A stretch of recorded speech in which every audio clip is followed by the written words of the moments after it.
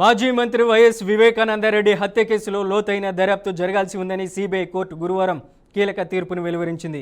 వివేక హత్య కేసు తదుపరి దర్యాప్తు చేయాలని సిబిఐకి కోర్టు ఆదేశించింది. సునీత వాదనలతో సిబిఐ కోర్టు ఏకీభవించింది. ఆయన కుమార్తె వైఎస్ సునీత పిటిషన్ను షరతులతో కోర్టు అనుమతించింది. వివేక హత్య కేసులో లోతైన దర్యాప్తునకు కోర్టు ఆదేశిస్తే సిద్ధమని గతంలోనే కోర్టుకు సిబిఐ స్పష్టం చేసిన విషయం విదితమే. వైఎస్ సునీత అభ్యర్థనకు సమ్మతి తెలుపుతూ వివేక హత్య కేసులో A2 సునీల్ యాదవ్ పిటిషన్ దాఖలు చేశారు. వైఎస్ సంబంధించినటువంటి మాజీ మంత్రి వైఎస్ వివేకానందరెడ్డి హత్య కేసులో కీలక పరిణామం చోటు చేసుకుంది. ఈ కేసులో ప్రధానంగా వైఎస్ సునీతకు సంబంధించినటువంటి వ్యాఖ్యల పట్ల సిబిఐ ఒక అడుగు ముందుకేసింది. ప్రధానంగా గురువారం సిబిఐ కీలక వ్యాఖ్యలు చేసింది. వివేక హత్య కేసు దర్యాప్తు చేయాలని సిబిఐకి కోర్టు ఆదేశించింది. సునీత వాదనలతో సిబిఐ కూడా కోర్టు ఏకీభవించింది. ఇక ఆయన కుమార్తె వైఎస్ సునీత పిటిషన్ను షరతులతో కోర్టు అనుమతించింది. ఇక ఇదే అంశానికి సంబంధించి మరింత సమాచారం అందించడానికి మా ప్రతినిధి సుబ్బు ఫోన్ లైన్లో ఉన్నారు. సుబ్బు, అప్డేట్స్ ఏంటి? ఓకే, మనోజ్, ఈ వైఎస్ వివేక హత్య కేసులో ఒక కీలక మలుపు అయితే తీసుకుందని చెప్పి జరిగినది, మలుపు తిరిగినది విచారణ మనం చెప్పుకోవచ్చు. ఏదైతే వివేక హత్య కేసులో లోతైన దర్యాప్తు చేయాలని చెప్పేసి సునీత పిటిషన్ అయితే హైకోర్టులో వేసున్నారు. ఆ పిటిషన్ పైన కీలక తీర్పు అయితే వెలువడింది.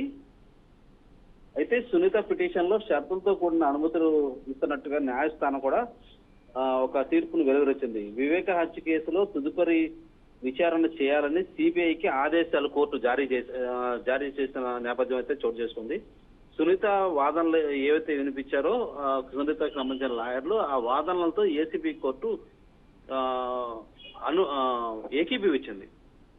కేసులో కాల్ రికార్డ్స్ ఆధారంగా దర్యాప్తు చేయాలని సిబిఐకి ఆదేశాలు కోర్టు జారీ చేసింది. A2 సునీల్ యాదవ్ ఎవరైతే ఉన్నారో ఆయన YS Prakash Reddy call records డేటాలో ఉన్న వారిని విచారణ చేయాలని చెప్పి సిబిఐకి నాంపల్లి న్యాయస్థానం ఆదేశాలు జారీ చేసింది. దాంతో పాటు కిరణ్ యాదవ్, అర్జున్ రెడ్డి కాల్స్ పైన కూడా విచారణ చేయాలని చెప్పి ఆదేశాలు అయితే జారీ చేసింది. అయితే మనం చూసుకున్నట్టయితే ఏదైతే జగన్ పరిపాలనలో ఉన్నప్పుడు కోర్టుల నుంచి కూడా ప్రతి సునీత రెడ్డి ఏదైతే పిటిషన్లు వేసిందో వాటన్నిటికీ కూడా ప్రతికూలంగా తీర్పులు అయితే రావడం జరిగింది.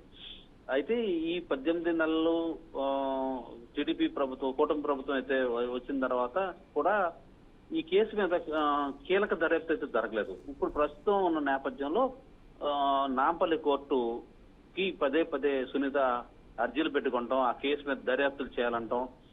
అంతేకాకుండా వైసీపీ ప్రభుత్వంలో వచ్చి కడపలో అవినాష్ రెడ్డిని అరెస్ట్ చేయాలన్నా కూడా లోకల్ పోలీసు సపోర్ట్ చేయకుండా ఉంటాం. ఈ మొత్తం నేపథ్యం చూసుకున్న నేపథ్యంలో గవర్నమెంట్ మారిన తర్వాత ఆంధ్రాలో గవర్నమెంట్ మారడం ప్లస్ తెలంగాణలో కూడా గవర్నమెంట్ మారిన తర్వాత సునీతకైతే కనుక ఎవరైతే వైఎస్ వివేకారెడ్డి కూతురు సునీత ఉన్నారో ఆవిడకైతే కనుక ఒక ఆశ చిగురించింది.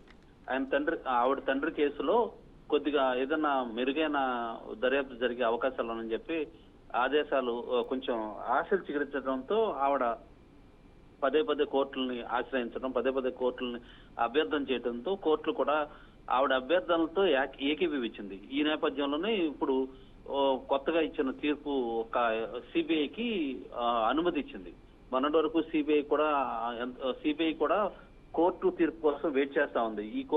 ఈ కేసులో మేము ముందుకెళ్లాలా లేదా అనేది కోర్టు డిసైడ్ చేయాలని చెప్పి సిబిఐ కూడా కొంచెం మీమాంసలో ఉండిపోయిన పరిస్థితి అయితే నెలకొంది. ఈ నేపథ్యంలో కోర్టు ఇచ్చిన తీర్పు సిబిఐకి ఒక వెపన్ లా పనిచేసిందని చెప్పుకోవచ్చు. ఈ నేపథ్యంలో సిబిఐ దూకుడు పెంచే అవకాశం కూడా కనిపిస్తుంది మనోజ్.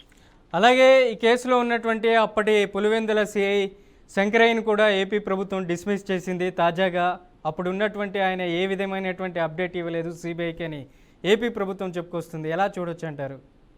అప్పుడున్న సిఐ శంకరయ్య అప్పుడు ఏదైతే సీన్ ఆఫ్ ఎఫెన్స్ లో కొన్ని సాక్ష్యాలు మాయం చేశారని చెప్పేసి, అది కాకుండా వైసీపీ జగన్ రెడ్డికి కొంచెం అనుకూలంగా చేశారని చెప్పేసి అభియోగాలు కూడా ఆయన మీద ఉన్నాయి. ఈ నేపథ్యంలో కూటమి ప్రభుత్వం ఏర్పడిన తర్వాత రీసెంట్ గా 2-3 నెలల క్రితం కూడా ముఖ్యమంత్రి చంద్రబాబు నాయుడుకి ఆయన కోర్టు ద్వారా కొన్ని నోటీసులు పంపించడం జరిగింది. ఈ నేపథ్యంలో డిపార్ట్మెంటల్ గా అతని మీద కొన్ని చర్యలు తీసుకోవడం జరిగింది.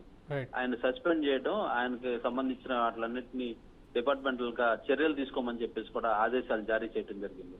డిపార్ట్మెంట్ లో ఉంటూ ప్రభుత్వానికి వ్యతిరేకంగా వ్యవహరించడం చట్టరీత్యా అది డిపార్ట్మెంటల్ పరంగా నేరం కాబట్టి ఆయన మీద కొన్ని చర్యలు అయితే తీసుకోవడానికి ఈ విచారణ అయితే జరుగుతా ఉన్న నేపథ్యం చోటు చేసుకుంది.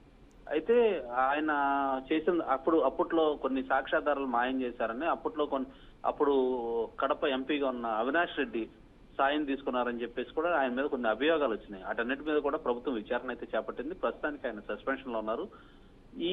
ఈ ప్రొసీజర్ మొత్తం జరుగుతా ఉన్న నేపథ్యంలో కోర్టు సిబిఐకి ఆదేశాలు జారీ చేయడం ఒక కొసమెరుపుగా చెప్పుకోవచ్చు. ఈ నేపథ్యంలోనే సునీత కూడా కొంచెం ఊరట కలిగిందని కూడా చెప్పుకోవచ్చు మనోజ్.